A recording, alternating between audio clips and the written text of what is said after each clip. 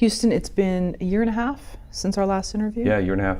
Okay. We're back at LA Film School. Yep. In Hollywood. Yep. Beautiful place, by the way. And you've lent us this conference room, and we have 3 of your students, is that right? Yes. Here with us? Yes. Rod, Kyle, and Mac?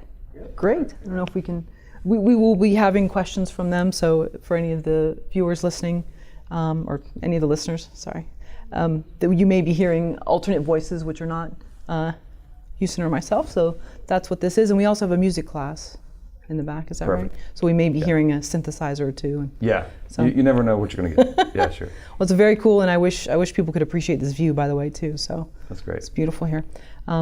So your book here is You're Going to Need a Bigger Story. Yep. And that is some of the old book or just an offshoot of Make Your Story Really Stinkin' Big? When I started to write the new book, it was really just meant to be an updated version of the first book, Make Your Story Really Stinkin' Big.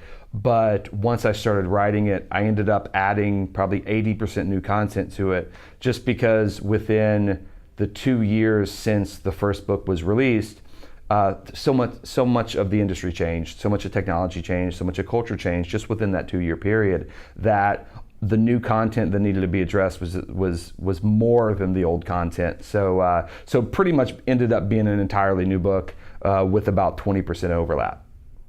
I know we've been talking a lot about transmedia. What about the word super story? Can you define what super story is, and how does it differentiate from a regular story?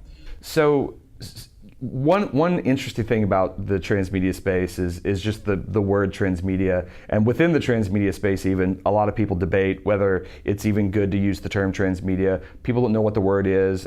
Seems like a clunky term. If they have heard the word, there's a misconception around exactly what it is, and so there's always a debate of whether you use the term, whether you don't use the term. It's a very inside baseball niche jargon industry term that sort of common people, laymen, don't know or understand. And so when I released the new book, I wanted to try to find some sort of jargon that seemed less technical, and so I went with superstory rather than just transmedia. And superstory simply meaning super being something that encompasses a multitude of things, something bigger.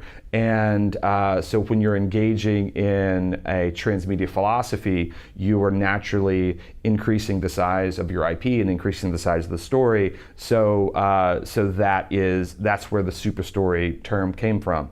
There's a term within transmedia called hyperdiegesis, which is a big $10 transmedia word that specifically refers to world building. And if you break that word apart, hyper means super, and diegesis, like diegetic, means story.